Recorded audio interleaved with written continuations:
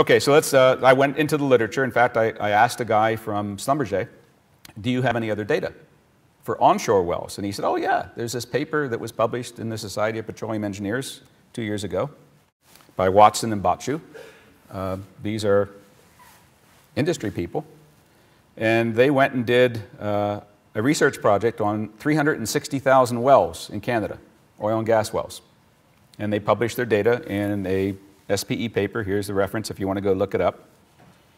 And so again, I'll explain. This is the year in which the well was spud. This is the number of wells spud in a year, and that's this black line. So you can see that some years there were a lot of wells, and some years there weren't many wells.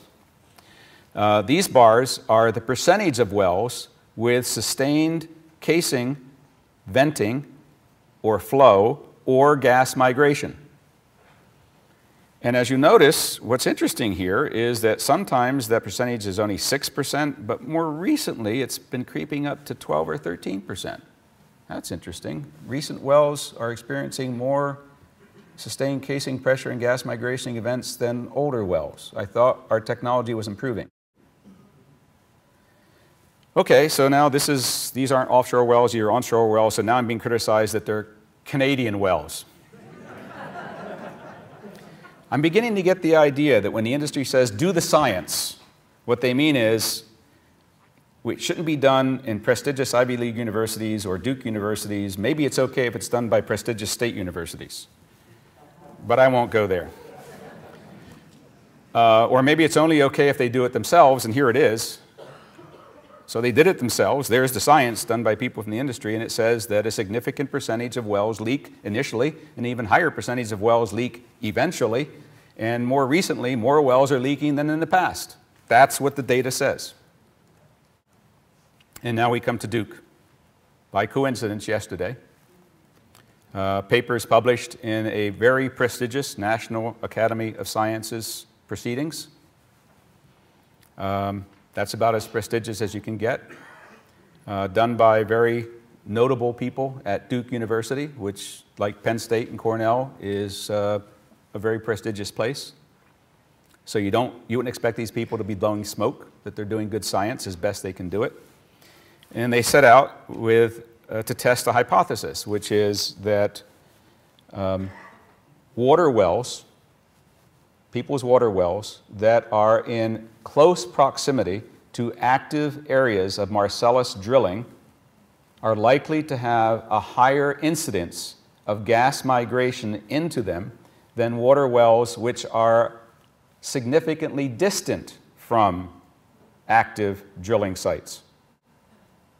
That's the hypothesis that was tested by going out and making measurements. And so something like 64 wells were measured. And let me interpret the data for you again. Horizontal axis is distance to the nearest gas well in meters. So here's a kilometer, 2 kilometers. This is roughly 3,000 feet for those of you who want a quick conversion from meters to feet. So you need to know that the horizontal axis is distance from the water well that was tested to the nearest gas well. The vertical axis is the methane concentration in milligrams per liter of methane in the water that was tested. And there are two kinds of symbols here. There are open triangles, and the open triangles indicate, as you can see here, wells that were more than a kilometer away from the nearest gas well. That was what was defined by these researchers as distant, a kilometer away, 3,000 feet away. According to Pennsylvania regulations, how close is a gas company allowed to drill a gas well to your water supply? 200 feet. Okay. So this is pretty far away by Pennsylvania regulation standards. If you say your water well is more than 3,000 feet away from a gas well, you should not expect that the drilling of that well would have an impact on your water well. And what this data shows is that in all but one instance, the impact was either zero or negligible. You getting this? These open triangles, the vast majority of the open triangles say that there were barely detectable measures of methane in the water.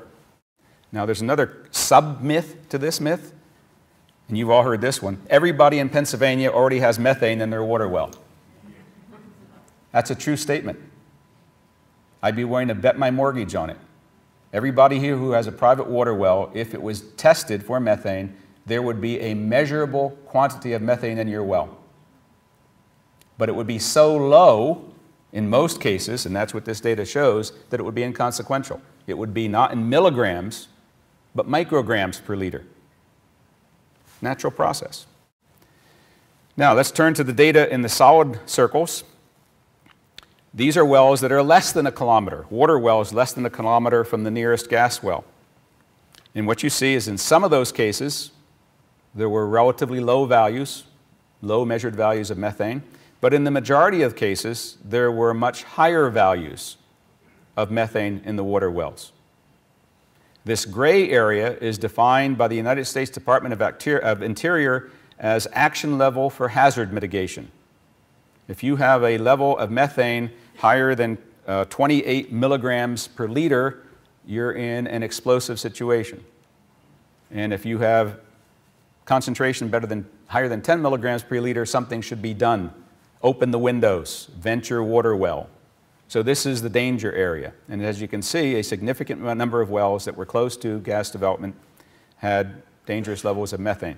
Now, okay. So this is a peer-reviewed paper done by very well-known people from a very well-known university, published in a very well-known journal.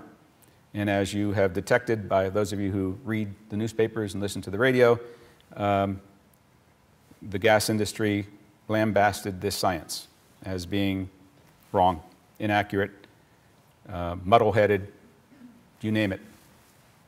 So I don't know. If anybody from the gas industry is here, I'm asking you straight up, tell me what science done by whom where will be acceptable as science. Not necessarily as fact, not necessarily the final word, not necessarily the definitive statement, and certainly not necessarily perfect, but tell me what you mean by science. That's a rhetorical question. I'd like to hear an answer from somebody. And the final thing about this issue of gas migration, this is where I pump my ego. So some years ago, back in 1989, one of my outstanding graduate students who later has become a vice president for ESSO Canada published a paper that got the cover of the Journal of Petroleum Technology, which is the premier journal in the petroleum industry. So it was a real honor for him to get the cover and have a feature article in that magazine. And I wanted to show people this as part of another talk I was giving. And when I scanned this magazine, I had it in my file since 1989. I had to turn it over to scan this page. And I swear to God, this is the truth. When I turned it over and put it in the scanner, I saw the back page. This is a back page of that same magazine. It's a full-page ad from Dow Well Schlumberger. There used to be a Dow Well Schlumberger. And it's an ad for gas migration control. And what you see here are what I call the God's golden fingers, squeezing the cement to prevent gas migration up through faulty cement job. The point I'm making here is this magazine is 1989. This ad is 22 years old.